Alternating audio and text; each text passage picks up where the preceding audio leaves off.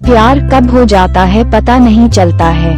प्यार की दुनिया जितनी खूबसूरत होती है, ब्रेकअप के बाद उतनी ही दर्दनाक होती है। जो एक लड़की की चक्कर में क्या क्या नहीं किया, फिर भी उसकी लव स्टोरी इनकम्प्लीट ही रह गई। आइए अब आपको अभय की लव स्टोरी रूबरू करवाते हैं। अभय 10वीं क्लास का छात्र है। इस उम्र में उसे क्या पता कि प्यार का क्या सिला होता है। वह एक लड़की को मन ही मन चाहने लगा था और इस बात का एहसास धीरे धीरे होने लगा।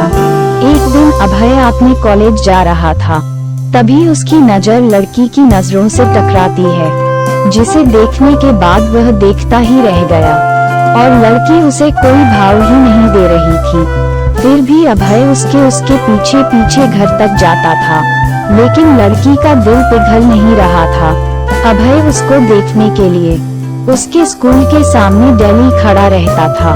यह अभय का डेली का काम हो गया था।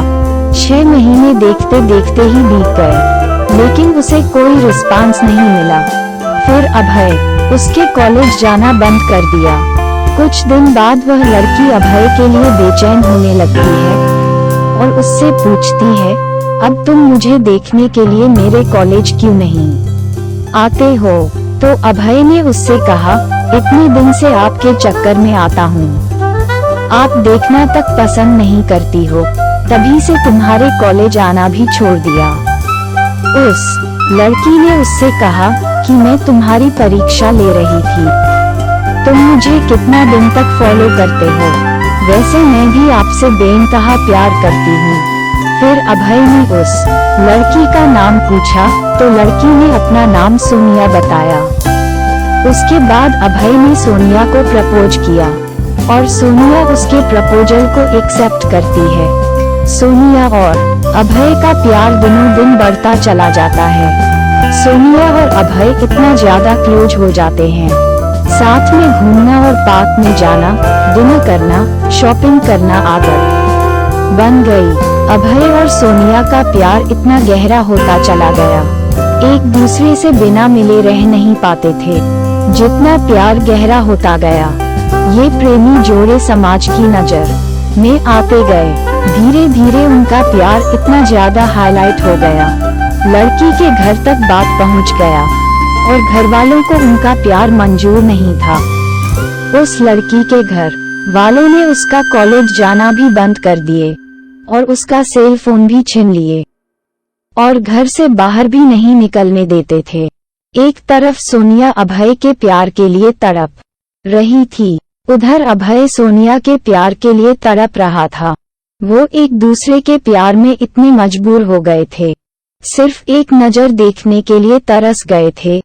और सोनिया के घर वालों ने उसकी शादी करने का प्लान बना रहे थे और जब ये बात सोनिया को पता चलती है तो सोनिया शादी से डायरेक्ट मना करती है और वो कहती है कि मैं शादी सिर्फ अभय से ही करूंगी, नहीं तो मैं अपनी जान दे दूंगी।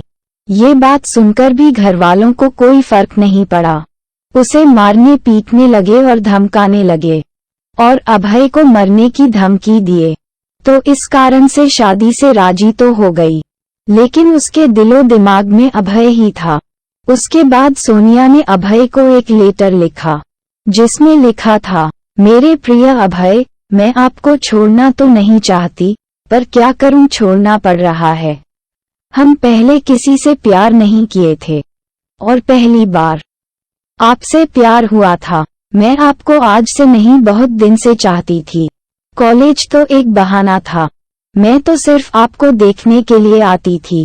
मैं आपको धोखा नहीं दे रही हूँ, मेरी मजबूरी है। ये आपकी जिंदगी का सवाल है और मेरे घर वालों ने मेरी शादी तय कर दी है।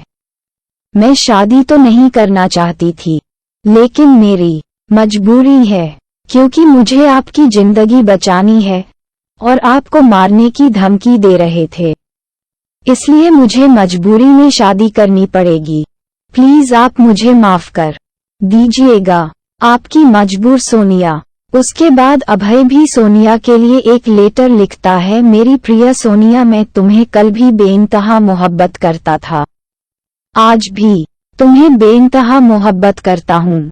मैं तुम्हारे प्यार के लिए कुछ भी कर जाऊंगा। अगर आप नहीं तो ये जिंदगी किस काम की होगी। हम दोनों ने एक साथ जीने मरने की कस्में खाई थी।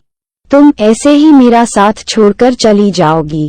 तुमने एक बार भी नहीं सोचा कि तुम्हारे सिवा मेरी जिंदगी में कोई भी नहीं है।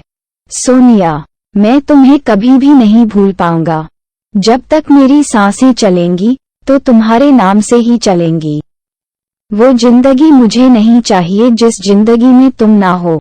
सोनिया, जब से हम तुम बिछड़े हैं तब से मैं तुमसे मिलने की बहुत बार कोशिश की, लेकिन तुम्हारे घर वालों ने मुझे मिलने नहीं दिया। सोनिया, मुझे लगता है कि मेरी जिंदगी में खुशी लिखी ही नहीं है। मेरी जिंदगी में तो सिर्फ आंसू ही आंसू लिखी हैं। अगर तुम मुझे नहीं मिली तो मुझे ये जिंदगी भी नहीं चाहिए। और तुम्हारी खुशी जिसमें हो उसमें मेरी भी खुशी है। यह मेरा आखिरी लेटर है। और सोनिया उसका लेटर रो रो कर पढ़ रही थी। और उसी दिन उसकी शादी भी थी। सोनिया को अभय से जुदाई बर्दाश्त नहीं हुई, इसलिए सोनिया ने शादी से पहले ही जहर खा लेती है, जिसके कारण उसकी मौत हो जाती है। और यह सूचना अभय तक पहुंचती है। अभय उसकी मौत का सदमा बर्दाश्त नहीं कर पाता है, जिसके कारण वह भी अपनी जान दे देता है। सच्चे प्यार का अधूरा अंत हो जाता है। ऐसे में प्यार करते हो तो जान देने से बेहतर है निभाना सीखो।